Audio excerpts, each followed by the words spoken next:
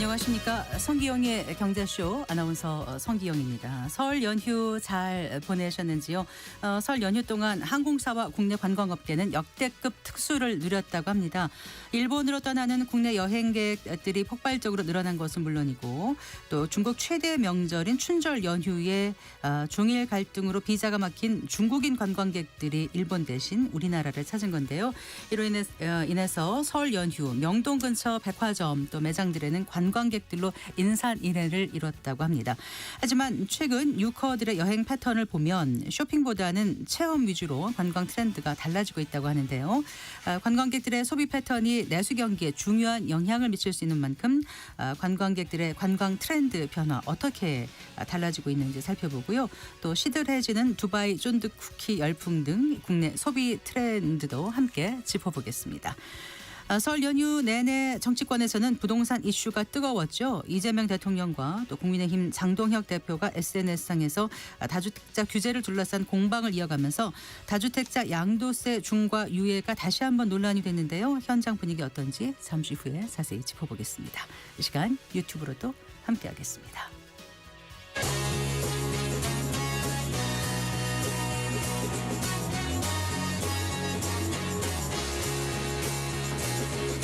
경제 시야를 넓혀드립니다. 투자의 지름길을 안내합니다. 돈 되는 정보를 발견하는 시간. KBS 1라디오 경제쇼.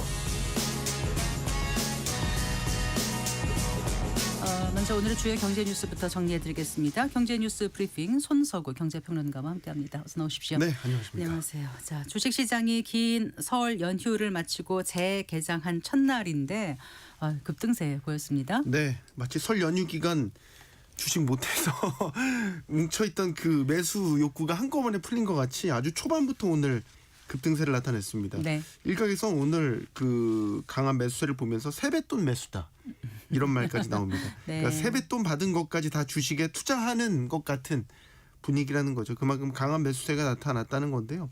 종가 말씀드리면 오늘 코스피가 3.09% 상승했습니다.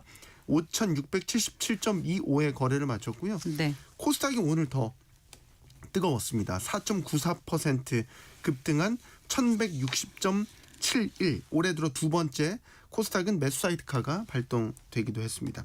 오늘 수급 흐름을 보면 기관이 단연 매수 주체로 나섰습니다. 유가증권 시장에서만 1조 6천억 원어치 주식을 사들이는 모습이었고요. 네. 일단 우리가 연휴로 쉬는 동안 뉴욕 증시에서는 빅테크와 기술주들이 어느 정도 반등을 하면서 지난주 계속 시장을 짓눌렀던 AI 공포감이 어느 정도 진정되는 모습을 보였습니다. 오늘 이런 투자 심리 회복세가 우리 시장에도 작용한 것으로 보이고요. 오늘 우리 시장의 흐름을 보면 대형 반도체에 역시 강력한 매수세가 들어왔습니다. 삼성전자는 오늘 거의 5% 가까운 강세, 하이닉스도 1%대 강세를 나타냈습니다. 네. 시총 상위주들이 대부분 다 올랐고요. 오늘 아주 매수세가 몰렸던 섹터는 증권주였습니다. 증권주가 사실 그동안 뭐 경기 민감 업종이다, 실적 변동성이 너무 크다 이런 이유들로 인해서 저평가된 측면이 있었는데 뭐 작년 하반기부터 증시가 화랑이 되면서 재평가하는 분위기가 이어졌고 최근에 증시 거래 대금이 많이 늘어난 영향들 이런 것들이 맞물리면서 주가가 본격적으로 오르는 모습인데 특히 이달 안에 3차 상법 개정이 지금 추진될 가능성이 높기 때문에 이런 수혜까지 맞물리면서 오늘 증권주가 큰 폭의 강세를 연출한 것으로 보입니다. 네. 이게 증시는 화랑인데 암호화폐 시장은 정반대로 아주 냉랭합니다. 비트코인 가격이 다시 1억 원 아래로 떨어진 건가요? 네, 그렇습니다. 비트코인 가격이 이제 우리가 달러 기준으로 보기도 하고 원화 기준으로 보기도 하는데 달러 기준으로는 7만 달러 선이 심리적 저지선이라고 이제 우리가 이야기를 하고 원화 기준으로는 이제 1억을 심리적 저지선으로 봅니다. 네. 비트코인 가격이 근데 오늘 오전 기준으로 현재도 물론 1억 미만인데 9,800만 원대 현재 방금 이제 9,900만 원 회복하긴 했지만 1억 원 선 밑으로 내려간 상태입니다. 이게 저희 설 연휴 기간에 1억 원 선을 회복했었어요. 네. 그러다가 다시 또 1억 원 선을 내주면서 현재 하락세로 돌아선 모습이고 뭐 비트코인이 이런 약세다 보니까 뭐 주요 알트코인들도 다 약세를 전반적으로 나타내고 있습니다. 네. 무엇보다 지금 전반적으로 암호화폐 시장이 반등의 동력을 찾지 못하고 있습니다. 달러 기준으로 비트코인은 한 6만 6천 달러 선에서 현재 행보 중인데 이달 들어서 계속 반등을 하나 싶으면 금방 또 다시 내려앉고 뭐 이런 식의 이제 패턴들이 나타나면서 앞서 말씀드렸던 심리적 저지선인 7만 달러 선을 회복하지 못하고 있는 상태입니다. 네. 전문가들의 이제 여러 전망들이 지금 나오고 있는데 일단은 현재 지지선에서 더 무너질 경우에는 또 한 번의 투매에 가까운 그런 매도세가 나타날 수도 있다. 이런 이야기도 나오고 있고요. 가상자산 심리를 나타내는 공포 탐욕 지수라는 게 있는데 이게 0에서 100까지입니다. 0에 가까울수록 공포, 100에 가까울수록 너무 이제 과열 양상이다. 이렇게 보는데 현재 8 정도입니다. 네. 그러니까 아주 극단적 공포 수준에 있다라는 거를 알 수 있는 부분입니다. 네. 이제 2월 19일인데 오늘이 올해 들어서도 서울 집값이 강세를 이어간 것으로 나타났다고요? 네, 한국부동산원이 오늘 그 1월 전국 주택가격 동향 조사를 발표했고요. 이걸 보면 지난달 1월에 서울 주택 매매가는 전월에 비해 0.91% 올랐습니다. 자치구별로 보면 뭐 성동구 1.37%, 용산구 1.33%, 송파구 1.56%, 동작구 1.45% 이렇게 상급지에 해당하는 강남 한강 벨트 중심으로 다 상승한 것이 확인이 됐고요. 네. 요게 이제 주택 말고 아파트만 따로 놓고 보면 지난달 서울 아파트 매매가는 1.07% 상승했습니다. 11월과 12월에 이어서 3개월째 상승폭을 키우는 모습이었습니다. 수도권 전체로도 집값은 강세를 보였습니다. 수도권 주택 매매가 0.51% 상승해서 전월보다 오름폭을 좀 더 확대를 했고요. 뭐 경기도 도 용인 수지나 성남 분당을 위주로 상승세가 나타났고 인천도 4개월째 오름세를 나타냈습니다. 네.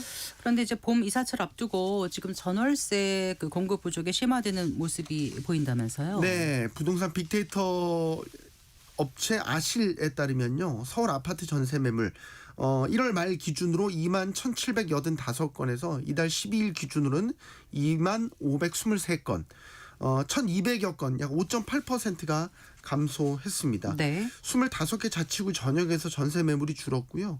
월세도 25개구 가운데 21개구에서 감소했습니다. 그러니까 임대 시장 전반에서 공급 부족이 좀 가시화되는 모습이고요. 이 공급이 부족하다 보니까 자연스레 이제 전셋값 상승세도 이어지는 흐름입니다. 네. 지난 9일 기준 서울 아파트 전셋값은 전주 대비 0.11% 올랐습니다. 54주 연속 상승세 이어가고 있고 올해 누적 상승률만 0.8%. 지난해 같은 기간 수준을 크게 웃돌고 있습니다. 전세뿐만 아니라 이제 월세 부담도 빠르게 늘고 있어서요. 요건 이제 KB 부동산 집계 기준인데요. 1월 서울 아파트 월세 가격 지수 131.85 역대 최고 경신했습니다.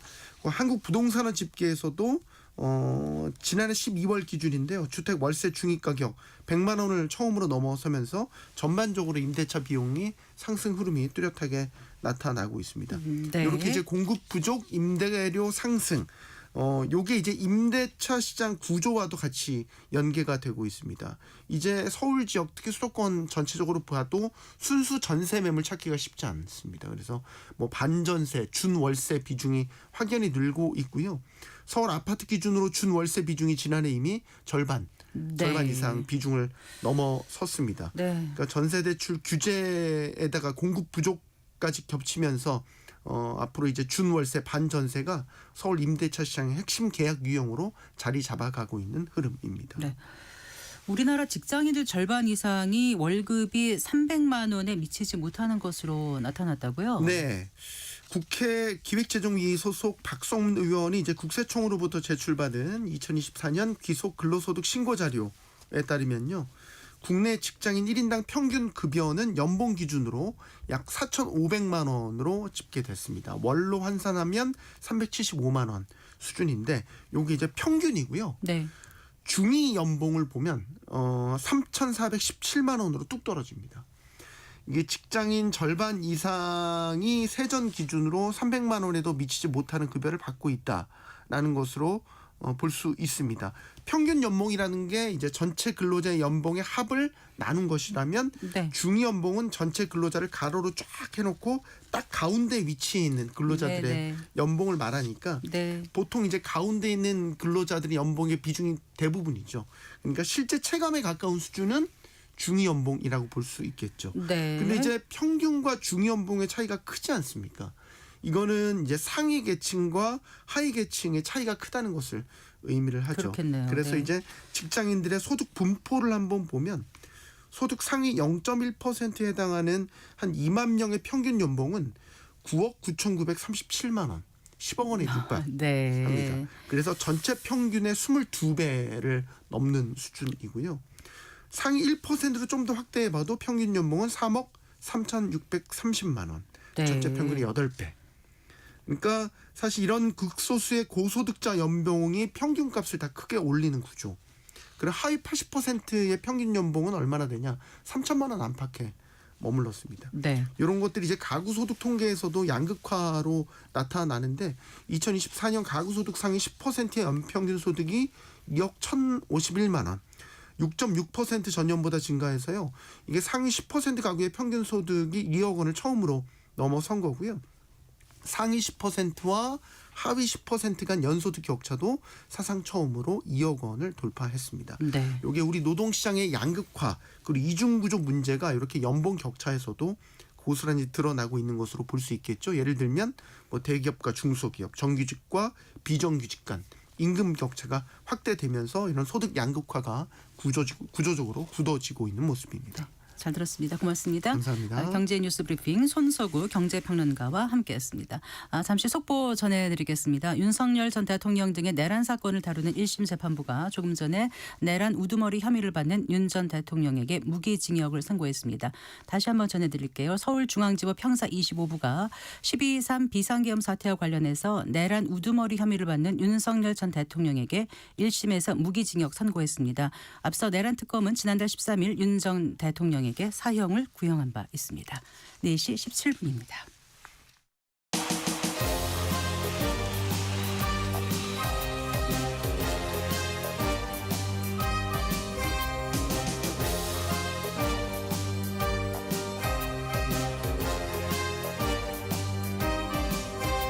경제를 알아야 세상이 읽힙니다.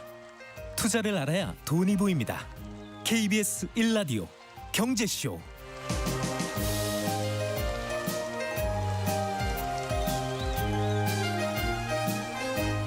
4시 18분입니다.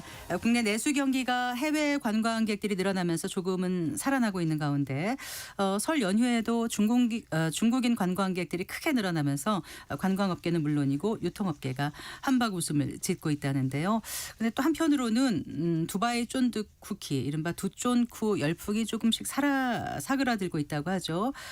자영업자들에게도 희망이 될 아이템은 또 없을지 설 연휴 소비 트렌드를 통해서 살펴보겠습니다. 이은희 인하대학교 소비자학과 교수 스튜디오에 모셨습니다. 반갑습니다. 네. 안녕하십니까. 인하대학교 안녕하세요. 이은희 교수입니다. 네. 몇 가지 달라진 최근 그 소비 트렌드를 좀 살펴보려고 모셨습니다. 일단 네네. 이번 설 연휴 보니까 네네. 그 외국인 방문객, 특히 이제 일본, 중국 관광객이 급격히 늘었다고 하더라고요. 네네네. 네, 특히 네. 이제 중국은 춘절이라고 하나요? 네. 그 연휴 기간이 굉장히 길어서 네. 중국인 방문객이 꽤 많이 많이 늘었더라고요. 늘었다고요. 네, 2월 15일부터 거의 열흘간 이어진다 그러니까 아직도 춘절 기간 중입니다. 네. 그리고 이제 거의 이렇게 예측할 때 거의 18만 명이 넘는 이 중국인 관광객이 한국을 지금 방문하고 있지 않나 이렇게 이제 예측들을 하고 있고요. 네. 특히 그 이제 중국하고 일본과의 관계에서 이 중국 정부가 이제 방일 그 자제 권고를 했지 않습니까? 네네. 그래서 중국 관광객의 일본 방문이 45% 급감을 했는데 네. 우리나라 관광은 굉장히 높은 수준에서 계속 잘 유지가 되고 있다. 네. 그래서 이제 한국이 일본을 대체하는 중국 관광객의 주요 관광지로 자리 잡을 가능성이 있다. 이렇게 네. 볼 수가 있겠습니다. 그래서 국내 유통가에서는 이제 반사 수혜를 우리가 입을 수 있을 것이다 이런 기대가 나오고 있더라고요. 실제로 뭐 품절 사태를 빚는 곳이 많다면서요, 교수님? 네네네. 혹시 그 앵커님 그 서울역점 그 롯데마트 가보셨어요? 가봤죠. 설 연휴에 가게 될 일이 있어서요. 네. 거기는 이제 설 연휴가 아니어도 가면 그야말로 그냥 정말 사람이 많습니다. 네, 네. 다시 말하면 서울역하고 인천공항 사이에 이 공항청 철도 직통 열차가 있거든요. 네네. 그리고 이제 거기에서 그 서울역 도심공항 터미널이 있어가지고 맞아요. 체크인도 해주고 출국 심사도 해줍니다. 네, 짐도 붙여주고 다 하더라고요. 그렇죠. 네, 그렇기 네. 때문에 이제 이 외국인 관광객들이 와서 그 서울역을 귀국하기 전에 마지막 쇼핑 코스로 아하, 생각한다고 그렇군요. 합니다. 네. 그래서 그야말로 그냥 온 나라 사람들이 다 섞여가지고 국제공항 이제 터미널을 방불케 한다 이렇게 볼 수가 있는데요. 네. 이분들이 이제 여기에 와서 특히 K푸드 쇼핑 성지다. 이렇게 이제 외국 사람들에게는 알려졌다고 해요. 네. 그래서 이제 특히 이분들이 아주 세계적으로 유명한 거 네. 그런 거보다는 한국에서만 살 수 있는 특화 상품, 아, 한국 고유의 음식 문화를 파악을 해가지고 그거를 구매한다고 했는데요. 그 예를 들면 네. 그 오뚜기와 롯데마트가 협업한 네. 뭐 옛날 매콤 잡채 저는 안 먹어봤는데 이거 정말 인기 좋다 그래요. 네. 그다음에 이제 뭐 팔도의 미역국 라면 뭐 이런 것도 이분들의 그 아주 인기 품목이고요. 그다음에 이제 불닭볶음면은 뭐 오로지 세트. 네. 그다음에 이제 빼빼로 같은 경우에도 네. 광화문 디자인을 담은 에디션 이런 것들을 외국인들이 이제 굉장히 많이 사가지고 가는데 이걸 볼 때 과거에는 이제 명품 소비를 주로 했다고 할 것 같으면 지금은 네. 이제 소비재의 구매로 많이 옮겨갔다 이렇게 볼 수가 있겠습니다. 그래 말씀하신 것처럼 그 전에 유튜커하면 면세점이라든가 명품관이라든가 또 해외 유명 화장품 브랜드 점 앞에서 이렇게 많이 모여 있는 모습을 봤는데 네네. 이제 정말 그 중국인 관광객들의 소비 패턴이 확실히 변화가 좀 있는 것 같아요. 네, 많이 있습니다. 그래서 사실은 이제 우리나라에 관광을 와서 그야말로 그냥 보따리 한 보따리씩 사가지고 이제 가는 그 사람들 우리가 이제 따이공이라고도 이렇게 네. 속어로 표현도 했어요. 네. 그래서 이제 면세점에서 명품을 대량으로 구매해 가져가서 되파는 이제 중국에서 거죠? 되파는 거죠. 네, 네. 네, 근데 이제 그거의 그 비율이 한 70%에서 51% 정도 이제 하락을 하고요. 네. 그 대신 이제 체험형 소비. 그러니까 이제 한국의 의료라든가 뷰티라든가 웰니스 이런 체험형 소비는 아주 확대가 되고 있는데 거의 2배 수준으로 증가를 했다 이렇게 볼 수가 있고요. 네. 쇼핑 채널 역시 면세점 이용을 옛날보다 훨씬 덜하고 아. 시내 상권으로 네. 네, 유통 채널을 선택하고 있다 이렇게 볼 수가 있는데 저는 네. 여기에는 이제 인터넷에 그 공로도 꽤 있다 이렇게 생각을 합니다. 다시 네. 말하면 인터넷으로 그 정보를 미리 공부를 하고 오거나 또 와서 네. 또 뭐 공부를 하면서 요 시내 상권으로 많이 이동을 한다 이렇게 볼 수가 있고요. 그래서 이제 과거에는 그 소수의 고가품 구매라고 할 것 같으면 지금은 이제 실용적이고 자기의 취향을 반영하는 그러한 실속 다품목 구매로 바뀌고 있습니다. 네. 그래서 당분간은 좀 중일 갈등이 이어지면서 관광업계는 물론이고 이제 유통 네. 등 그 국내 그 내수 산업에서 좀 특수를 기대할 수도 있을 것 같아요. 지금 네, 분위기라면요. 네, 그렇습니다. 이게 중국이 이제 그 인구가 많지 않습니까? 그래서 이제 중국이 가장 많이 가는 것이 일본이었고요. 그 다음이 한국이었는데 일본 방문이 이제 한일령으로 조금 주춤하다 보니까 저희가 이제 그에 대한 수혜를 받을 수 있지 않을까 이렇게 이제 생각이 듭니다. 네. 그래서 이제 외국인 입국자도 이제 증가율이 한 15.7%고요. 네. 그다음에 이제 외국인 결제 플랫폼에 와우 패스라는 게 있거든요. 아, 여기에서 네. 이제 이용객 수를 보니까 거의 33%가 증가를 했고 네. 그다음에 이제 결제액은 29%, 네. 결제 건수는 26% 네. 이렇게 이제 증가를 했는데 특히 이제 이거를 분석을 해보면 이 고액 지출을 조금 하는 것보다는 소액 다빈도 지출 네. 어떻게 보면 생활 밀착형이다 이렇게 볼 수가 있습니다. 그러니까 이게 작년 통계 나온 거죠. 그러니까 네, 재작년 그렇습니다. 대비 그만큼 늘었다 이 그렇죠. 말씀이신 것 같아요. 네네. 그리고 서울 중심의 소비 트렌드가 또 지방으로 확산되는 경향도 보인다 이런 얘기도 있던데. 네, 그렇죠. 그러니까 이제 그 한국을 잘 모르는 상태에서는 서울이라는 대도시 중심으로 관광하다가 그냥 떠나는데 지금은 이제 지방도 많이 간다 이렇게 볼 수가 있겠습니다. 네. 그래서 2023년에 서울 결제가 89%였는데 이게 이제 6%나 하락해가지고 83%. 그래서 이제 요 지방 특히 로컬 네, 핫플레이스 혹은 네. 골목 상권 네. 이런 데까지도 관광을 하면서 이 관광의 반경이 확대되고 있다 이렇게 볼 수가 있고요. 네. 그다음에 이제 소비 업종. 예, 이분들이 예. 이제 소비하는 업종이 좀 더 이렇게 정교하고 다양화됐다 이렇게 볼 수가 있는 거죠. 그래서 네. 명품 가방, 화장품, 일변도에 든 것이 이제 음식점도 많이 가시고요. 네. 패션, 그다음에 의료, K 뷰티, 액세서리 해가지고 굉장히 다양화됐다 이렇게 볼 수가 네. 있겠습니다. 그리고 또 그 단기 쇼핑 위주보다는 체험 위주로도 네. 변모되고 있다고 하던데요. 그 얘기도 네, 좀 네. 짚어주실까요? 그 일단은 그 인바운드 관광객이 이제 2천만 명 시대인데요. 이제 체험 위주로 이 외국인들의 관광 트렌드가 바뀌고 있다. 그래서 이제 인바운드라는 게 외국인 관광객의 국내 입국. 그렇죠. 외국인 관광객 얘기하시는 네, 거죠? 외국인 네. 관광객의 국내 입국이 이제 2천만 명 시대. 네. 이게 이제 늘어나면 더 좋겠습니다만. 그래서 요 용어를 K 다이브 현상이라고 한대요. 오. K로 그냥 흠뻑 빠져들어. 네. 뭐 이런 거죠. 그래서 네. 한국의 생활 문화 속으로 그냥 흠뻑 빠져들어서 체험하는 그러한 식으로 이제 바뀌고 있다고 하는데요. 제가 이제 한 5가지 이 어떤 체험을 좋아하시는지 말씀을 한번 드려볼게요. 네, 궁금하네요. 첫 번째가 세신이에요. 아. 이제 우리가 때를 미는 거. 네. 네, 우리가 한국의 이 세신 문화가 굉장히 전문화돼 있고요. 피부 미용이나 관리에도 또 일가견이 있습니다. 그래서 요게 이제 거래액이요. 상반기 대비 이 하반기가 170%나 증가. 지난해 말씀하시는 네네. 거죠? 증가했다 네. 이렇게 볼 수가 있겠습니다. 네. 그래서 이제 호텔에서도 이 예를 들면 웨스틴 조선 요 호텔이 지난 추석 명절에 이 세신 상품을 내놨는데 네. 거의 80% 이상이 외국인이었다. 아, 그렇군요. 네. 네. 또 그리고 어떤 게 예. 세신 후에 먹는 식혜도 굉장히 좋아했다 그래요. 또 어떤 체험 위주? 그다음에 이제 두 번째는 안경 맞추는 겁니다. 아, 안경이요? 네. 안경을 외국에서 맞출 때는 며칠 걸리잖아요. 그런데 이제 우리나라는 그 명동에 가면 네. 1시간 만에 너무 만족스럽게 만들어준답니다. 정말 우리나라 사람들 대단하죠. 그래서 네.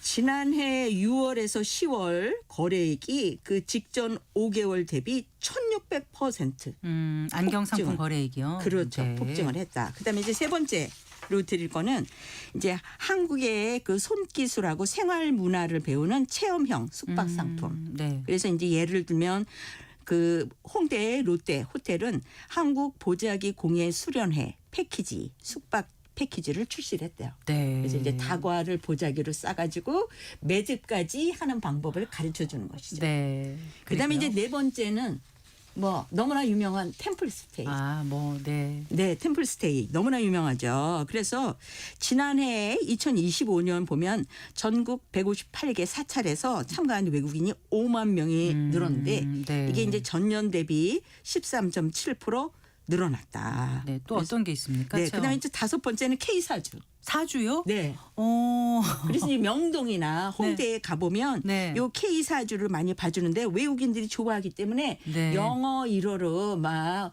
홍보도 붙여놓고 아. 또 영어 1어로 이렇게 설명도 하고 그렇습니다. 네. 옆에는 심지어 통역도 있을 수도 있겠네요. 네, 그렇죠. 네, 그다음에 이제 그래요. 마지막으로 친환경 체험이에요. 음. 네, 그래서 특히 이제 이 환경에 관심이 많은 외국인들을 중심으로 해가지고 예를 들면 바다 낚시를 즐기면서 네. 미세 플라스틱에 대해서 배우고 그거 수거하고 자원봉사 인증서 주고 뭐 이렇게. 좋네요. 네. 환경 친화적인 체험이요. 바람직하죠. 네. 네. 근데 이제 이렇게 달라진 그 변화를 느낄 수 있는다 말씀하시는 걸 들어보니까 또 서울 풍경 중 하나가 네. 이제 그 차례상에 두바이 쫀득 쿠키를 올리는 집부터 또 귀경길에 부모님 선물로 이거를 또 네. 가져가는 그런 가정도 꽤 있었다면서요? 네네. 네. 사실은 이제 저희 그 차례상에 네. 옛날의 전통 방식을 고집하기보다는 그야말로 조상님들이 좋아하는 음식을 이렇게 올려놓는 경우도 많죠. 만약에 커피 좋아하시면 커피 올려놓고 네, 네. 그런 것처럼 이 두바이 쫀득 쿠키가 너무나 맛있고 사람들이 이렇게 좋아하니까 한번 잡숴보세요 하고 차례상에 이제 올리는 거다 이렇게 볼 수가 있고요. 네. 그다음에 이제 명절에 부모님 찾아뵐 때도 네. 두바이 쫀득 쿠키 네. 우리나라 그 어르신들이 굉장히 열려 있으셔요. 그래서 옛날 것만 이렇게 고집하시는 게 아니라 뭐 새로운 거 뭐 있다 그러면 나도 한번 먹어보자 네. 해가지고 굉장히 좋아하십니다. 아, 네. 네, 그래서 이렇게 부모님 찾아뵐 때도 두바이 쫀득 쿠키를 선물로 사가시가는 거예요. 네, 이게 이제 인기가 많아지다 보니까 여러 곳에서 막 판매를 서로 하고 그러다 보니까 또 희소성이 좀 떨어지면서 네. 약간 요즘 조금 시들해진 면도 없지 않아 있다고 하던데요. 네. 네. 사실은 이제 이거 두바이 쫀득 쿠키 막 대기했잖아요. 줄을 길게 서고 기본적으로 1시간 이상 줄 서고 네, 비싸기도 그다음에 하고. 또 1인당 뭐 네. 2개 이상 못 삽니다. 뭐 이렇게 이제 대기도 걸어놓고 했는데 네. 지금 이제 아주 눈에 띄게 손님이 줄었다고 해요. 네. 그다음에 이제 또 하나는 여기 주요 재료에 피스타치오하고 카다이프가 있거든요. 네, 네. 그래서 그 재료도 구하기가 너무 어려웠는데 지금 이 원재료 가격도 그냥 반값으로 뚝 떨어졌다. 아, 네. 그다음에 이제 2.9 맵이라는 게 있었습니다. 아, 네. 이 맵은 뭐냐면 어느 가게에 두바이 쫀득 쿠키 재고가 몇 개 있는지 이렇게 알려주는 맵인데요. 네. 지금 이 맵이 있기는 있습니다. 네. 그런데 이제 옛날하고 달리 네. 재고가 굉장히 많이 있다라는 거를 이 맵이 보여주고 있어요. 네. 그런데 이제 특히 이 두쫑쿠가 너무가 인기 있다 보니까 네. 그 식품 대기업하고 프랜차이즈들이 이렇게 많이 만들었거든요. 네. 그래서 조금 희소성이 떨어졌다. 네. 재미가 없다. 네. 이게 이제 그 인기가 한풀 꺾이는 주요 원인이 되지 않나. 자영업자들이 워낙 힘들다 보니까 이렇게 인기 있을 때 나도 한번 이때 한번 팔아보자 싶어가지고 원재료 많이 사뒀다가 네. 그렇죠. 다시 이제 인기가 시들해지면 오히려 그것도 좀 손해를 보실 수도 손해, 있고 그렇죠. 그런 상황이기도 하고 네네. 한때 이제 잠깐 자영업의 희망으로까지 떠올랐었는데 말씀하신 것처럼 대기업 뭐 프랜차이즈까지 뛰어들다 보니까 좀 더 어려워질 것 같아요. 그래서 이후에 애프터 2.9 이런 건 없을까 이런 고민도 될 것 같고 네. 과거보다 이 유행 아이템의 그 사이클이 좀 짧아졌달까요? 그런 느낌도 받습니다. 네네. 그 자영업 희망이라고 말씀을 하셨는데요. 사실은 이제 자영업 하시는 분들이 너무나 힘드시기 때문에 이 2.9 사러 방문을 했다가 네. 이제 그 자영업자가 맛있게 만드는 네. 순댓국밥 네. 먹어보고 또 재방문도 하고 이렇게 했습니다. 네네. 그래서 사실은 이제 2.9가 이 자영업의 희망이다 이렇게 얘기를 했는데 네. 지금 인기가 이제 시들었죠. 그래서 이제 자영업자들 입장에서는 이제 방문을 유도하는 또 무엇인가가 나타나면 좋겠다. 뭐 네. 이러한 심정이라고 생각을 해요. 그런데 이제 말씀하신 대로 요 인기가 유행 사이클이 너무나 이제 빨리 이렇게 짧아진 경향이 있죠. 주로 이제 SNS를 통해서 인증하기 때문에 이제 인증 끝나고 한번 먹어봤다 하면 네. 재미가 없어갖고 네. 이제 시들해지는 그러한 경향이 나타난다 이렇게 볼 수가 있겠는데 네. 이게 이제 앞으로 이 2.9가 그야말로 없어질 건지 아니면 이 형태를 변화를 꾀하면서 또 어떤 식으로 남아 있을 건지는 좀 지켜봐야 되지 않냐 이렇게 생각이 듭니다. 네, 그래요. 그 전에 탕후루 네. 작년 재작년까지 유행이었나요? 그렇죠. 탕후루도 그렇고 이 뭐 두쫑쿠도 그렇고 네. 어떤 유행이나 열풍이 그냥 만들어진 것만은 아닌 것 같기도 하고요. 네. 유통업계가 또 뛰어들면 또 네. 어떻게 보면 좀 뒤늦은 것 같기도 하고 그래서 네. 자영업자분들도 이런 거 좀 신경을 많이 쓰셔야 될 것 같아요. 네, 쓰긴 써야 되는데요. 일단 제가 보기에 이게 이제 너무나 그 유행 주기가 짧다 보니까 그 유행을 막 이렇게 따라가시다 보면 이제 재료가 남아서 뭐 손해를 본다든가 이제 그런 측면이 있습니다. 네. 저희가 특히 SNS를 통해 가지고 인증 문화 그다음에 이제 경험 소비 이런 것들을 소비자들이 너무 좋아하다 보니까 인증이 끝나면 그다음에 이제 재미가 없고 시들해져 가지고 더 이상은 안 하는 그런 경향이 있습니다. 네. 그래도 그 한국산 디저트로 해외에서도 인기가 높아서 지금 수출도 하고 있다면서요? 네네네. 일단 이제 한국 사람들이 너무 맛있는 거 많이 발견하고 또 그들이 맛있게 먹고 또 재미있게 생활하는 것 같으니까 네. 외국 사람들이 그 한국 사람들이 하는 여러 가지 그 SNS의 활동을 따라하는 경우가 많습니다. 그래서 캐나다의 뭐 H마트 그다음에 이제 일본의 한인마트 또 중국 항저우 뭐 이런 네. 데서도 두쫑코를 팔고 있다고 하고요. 해외 SNS에서도 네. 한국에서 유행하는 두쫑코가 너무 맛있다 뭐 이런 것도 많이 올라온다고 그래요. 네. 그래서 이제 지금 사실은 두바이 쫀득 쿠키가 두바이잖아요. 그래서 두바이 초콜릿을 한국식으로 재해석했는데 네. 이제 외국에서도 다행히 한국의 K 디저트라고 알려 있다고 그래요. 네, 그런데 이제 네. 너무나 잘 만들고 맛있기 때문에 이제 수출도 지금 잘 시동이 걸리고 있는 상황입니다. 네. 이 얘기 잠깐 좀 해주세요. 네. 최근 중고등학교 교복이 뭐 꽤 비싸다, 뭐 60만 원대까지 치솟았다. 그래서 이제 이재명 대통령이 이 가격 적정성 점검 지시했고 오늘 같은 경우 뉴스 보니까 뭐 그 5개 부처가 교복제도 개선을 위한 협의체를 가동한다 이렇게 나오더라고요. 네, 그렇군요. 네. 그 이제 학교 알리비를 이렇게 우리가 통해서 보면 그 전국 중학교의 교복 가격을 확인할 수가 있거든요. 네. 근데 이제 제일 비싸게 나온 데가 경북에 있는 중학교 하나라고 그래요. 네. 한 군데인데 이제 재킷, 그다음에 계절별 상하이, 체육복을 모두 구매해 가지고 60만 8천 원이라고 하고요. 네. 그다음에 이제 최저는 서울에 있는 어떤 중학교인데 여기는 이 교복 정복을 이렇게 필수로 하지 않고 계절별 생활복 상의 2벌만 구매하자 해가지고 7만 5천 원이라 그래요. 네. 그러니까 이제 격차가 한 52만 원이나 된다 이렇게 볼 수가 있는 거죠. 네. 이 교복은 학교가 주관해가지고 공동 구매하는 방식으로 된다고 합니다. 네. 그래서 이제 학교가 경쟁 입찰로 이 업체를 선정하고 품목을 선정해서 일괄 구매한 다음에 네. 이제 학생에게 이제 제공하는 방식이고요. 2015년부터 전국 국공립학교에서는 의무 시행하고 있고, 네. 그다음에 이제 사립학교의 경우에는 교육청의 지원금을 받기 위해서는 이 학교 주관 구매에 이제 참여하는 경향이 학교 주관 구매하면은 그래도 좀 투명하고 그러니까 네. 소비자들한테 부담이 적을 것 같은데 뭔가 담합이라든가 이런 의혹이 네, 지금 제기되고 그렇죠. 있는 거예요. 네네. 교수님? 그래서 이제 그 교복이 비싼 이유로 네. 지금 말씀하신 담합. 이 하나의 이유가 되고 있습니다. 네. 실제적으로도 작년 6월에 이 공정거래위원회에서 이 담합을 발견을 해서 아하. 시정 명령과 함께 과징금 1억 9천만 원을 부과한 바가 있습니다. 네. 그래서 이제 이 담합도 하나의 이유라고 볼 수가 있고요. 그다음에 이제 또 하나 이유는 그 학교 현장에서 교복 착용 문화가 이제 변하고 있다고 그래요. 네. 그래서 교복을 맞춰는 놓고 있는데 네. 불편하니까 교복은 모셔놓고 그다음에 이제 체육복, 생활복을 입는다고 그래요. 그런데 이제 이 체육복, 생활복도 선택이 아니라 정해진 걸 약간 해야 되니까. 필수적으로 생각이 드니까 네. 교복에다가 체육복, 생활복까지 합하면 이제 액수가 이제 늘어나는 거 아니냐. 근데 정작 교복 업체들은 좀 억울해한다는 얘기는 뭐예요? 네, 이제 교복 업체들은 여기 자기 그 업계 관계자는 이 교육부하고 7개 시도가 정한 상한가를 기준으로 네. 이게 입찰에 참여하는 거다. 네. 그리고 이제 60만 원은 존재할 수가 없다. 자기들이 보기에는 동복 6장, 하복 2장, 총 6장을 34만 원 상한가다. 이렇게 이제 얘기를 하고 있고요. 네. 또 이분들은 이제 뭐라고 그러냐면 뭐 예를 들면 뭐 추가로 어떠한 옷을 추구할 때도 학교 운영위원회에서 결정을 하는 거지. 네.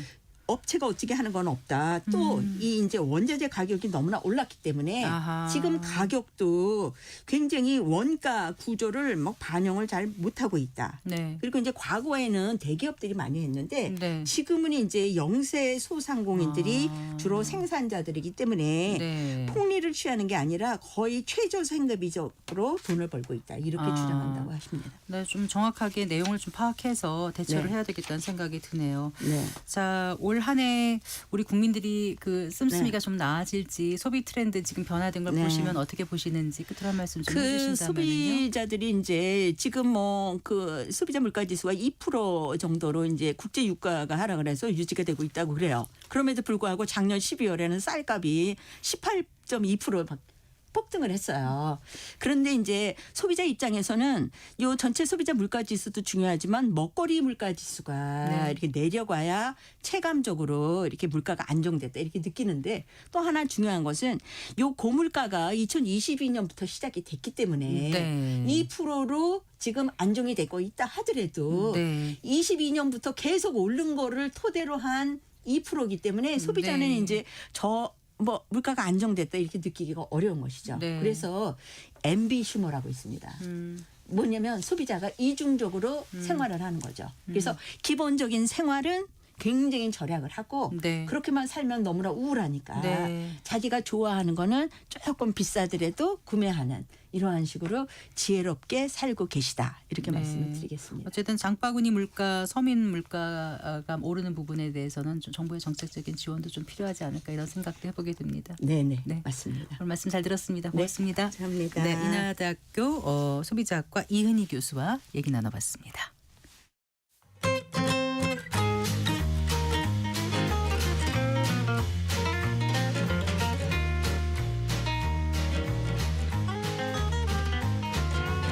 경제 맛집 투자 핫플. 지금은 돈 벌기 딱 좋은 시간. KBS 1라디오 경제쇼.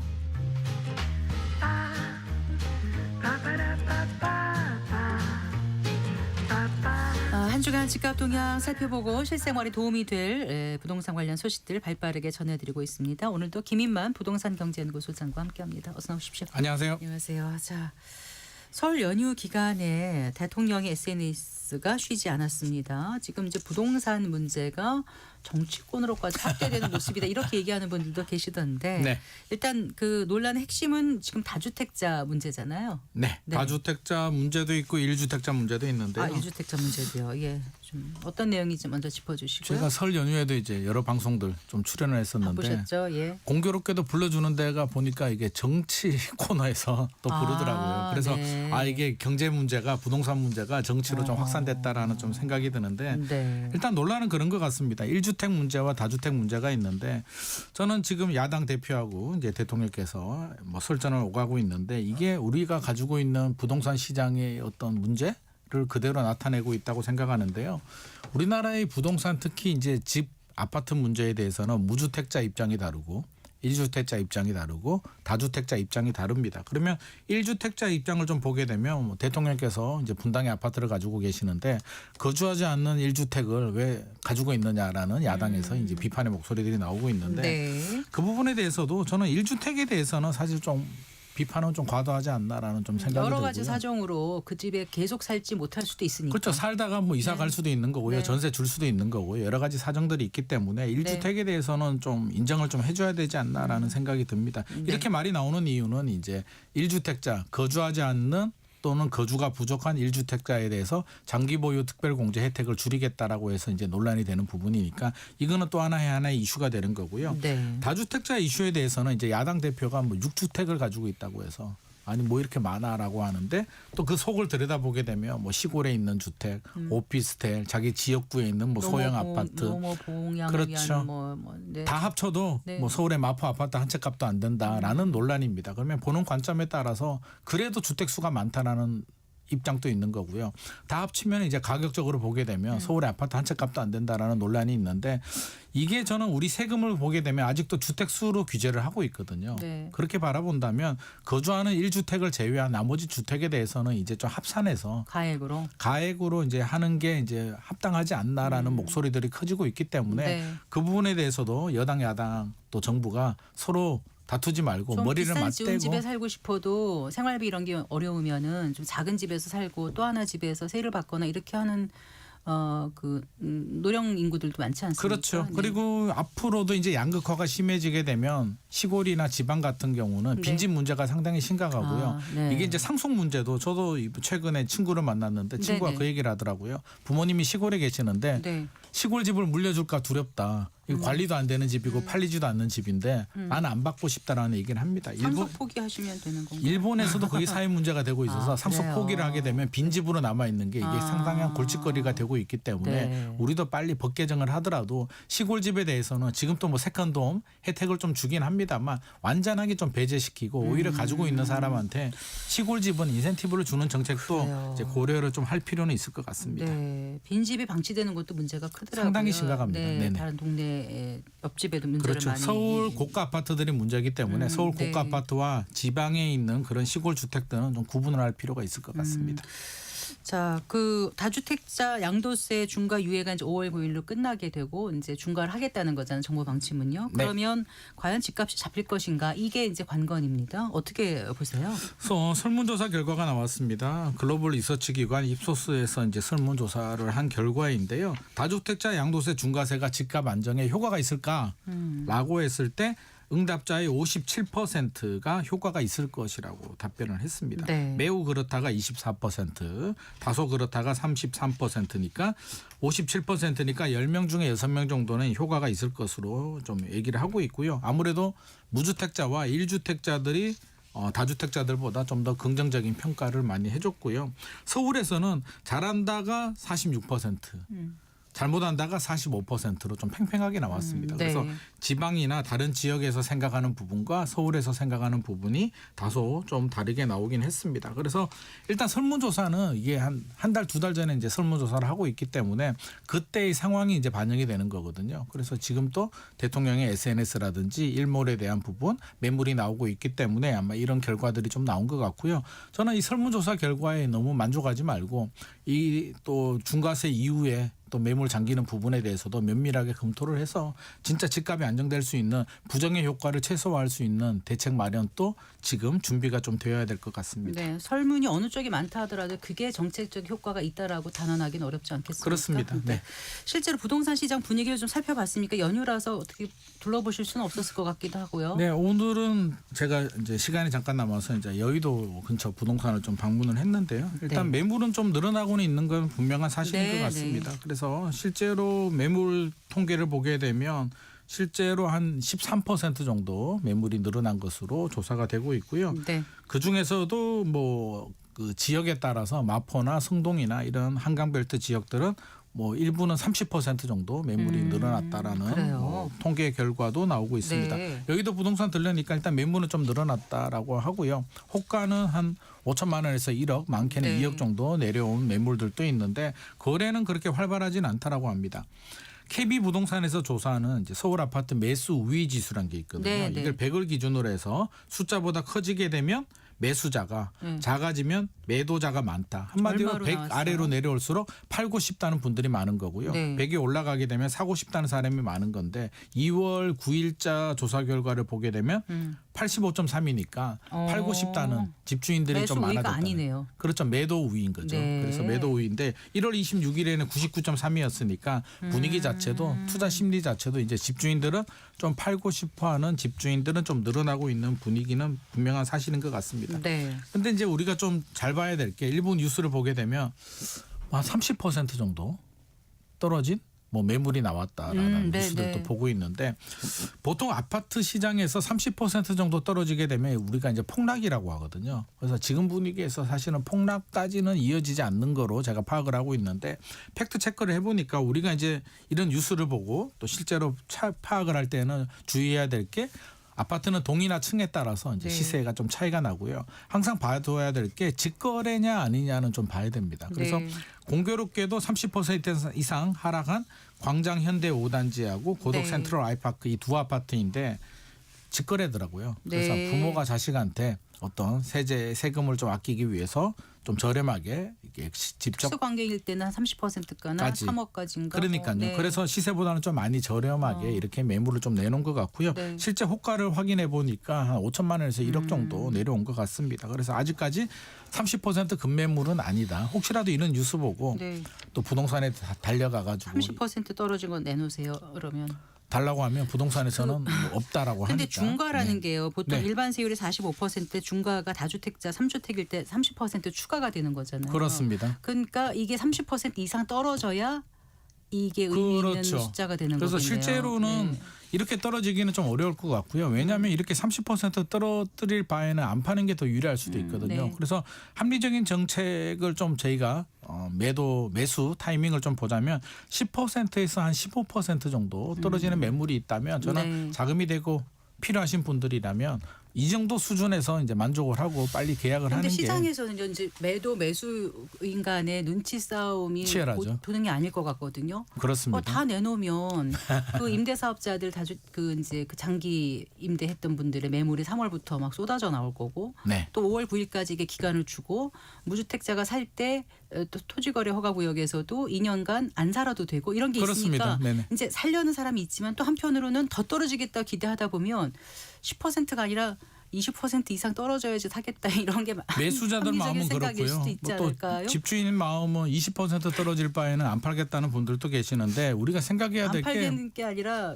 팔아야만 되는 분들도 꽤 계시지 않나요? 토지거래가 어떻게 구역 보세요? 같은 경우는요. 이게 보통 한 2, 3주 정도 걸리거든요. 매매 예약서를 약정해가지고 작성하고 약정을 하고 구청에 넣으면 2, 3주 정도 걸리고 네. 허가가 나오면 계약서를 쓰는데 이게 막판에 몰리게 되면 이게 3주 만에 된다라는 보장은 없기 때문에 그러네요. 제가 말씀드리는 건 5월 9일이라고 하는데 나 5월 초에 가서 계약해야지라고 하면 실질적으로 계약을 못 합니다. 약정상 아니라 어쨌든 본 계약서가 5월 9일까지 나와야 된다는 거예요. 계약서와 계약금을 입금하고 계약서가 5월 9일까지는 나와야 되는데 예를 들어서 구청에 넣었는데 업무가 이거 허가가 안 밀렸어요. 나오게 되면 실제로는 계약이 무산되는 문제가 그럼 한 생길 달 수도 있기 때문에 전쯤까지 하는 게 안전하겠네요. 늦어도 4월 중순까지는 이제 매매 예약서를 작성해서 구청에 넣어야 되고요. 좀 네. 여유 있게 4월 초까지는 저는 하는 게 좋다라고 생각을 합니다. 그러면 지금이 이제 2월 한 열흘 정도 남았잖아요. 2월 19일이에요. 그러니까 2월이 뭐 또 기간도 짧으니까 네. 그렇게 따지면 한 40일 정도밖에 남지 않았습니다. 그래서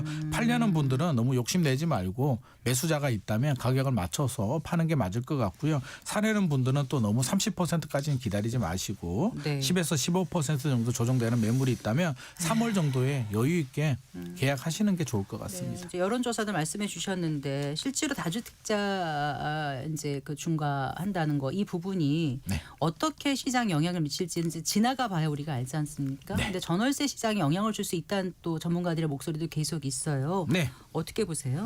전월세 시장이 저도 좀 걱정되는 부분이고요. 이게 아니다는 분들도 있고 맞다는 분들도 있는데 일단 아니다, 문제 없다라고 생각하시는 분들은 이제 뭐 이런 의미입니다. 집주인이 다주택자가 이제 매물을 내놓게 되면 결국에는 이제 세입자가 하나 추가되는 거잖아요. 시장에 나오는데 네. 누군가 무주택자 세입자가 또 그 집을 사게 되니까 네. 뭐 1+1-1은 네. 제로가 아니냐. 네. 그래서 전체적으로 보게 되면 문제가 없다라고 이제 말씀하시는 분들도 계시고요. 또 한 부분에서는 이게 원칙대로 이상적으로 돌아가느냐. 우리 네. 자동차 같은 경우도 고속도로에 네. 이유 없이 막히는 경우들도 어떤 터널이 있거나 어떤 문제가 있으면 사실은 똑같은 차가 움직여도 이게 트래픽 잼이 걸릴 수도 있는 거거든요. 그러면 아파트 시장 같은 경우도 집주인이 매물을 내놨는데 세입자는 나가고 그 집이 공실로 오래 남아 있으면 네. 또 수요자가 한 명 추가될 수도 있는 거고요. 지방이나 또 가구수 분화나 수도권 외곽에서 들어오는 분들도 있기 때문에 네. 결국에는 양극화는 좀 심해질 수도 있고 네. 전세 문제는 좀 심각해질 수도 있습니다. 문제 없다고 해결된 문제는 아닌 것 같고요. 저는 네. 설사 문제가 없다라고 판단을 하더라도 혹시나 하는 마음에 정부 당국자들은 또 보완 대책들도 마련을 해서 네. 우리 세입자들 주거 안정에 또 문제가 없도록 철저한 준비를 좀 할 필요는 있을 것 같습니다. 다주택자 대출 연장하는 건 문제가 있다라는 대통령의 이제 지적이 있지 않았습니까? 네네. 이후에 바로 이제 금융권이 임대사업자, 주거 임대사업자가 다주택자일 테니까요. 네네. 임대사업자 대출을 정조준하고 있다는데, 자 이거는 그럼 어떻게 그 이 부분에 효과적일까요? 대해서도 집값 이제 안정에? 이게 이제 RTI라고 하는데요. 네.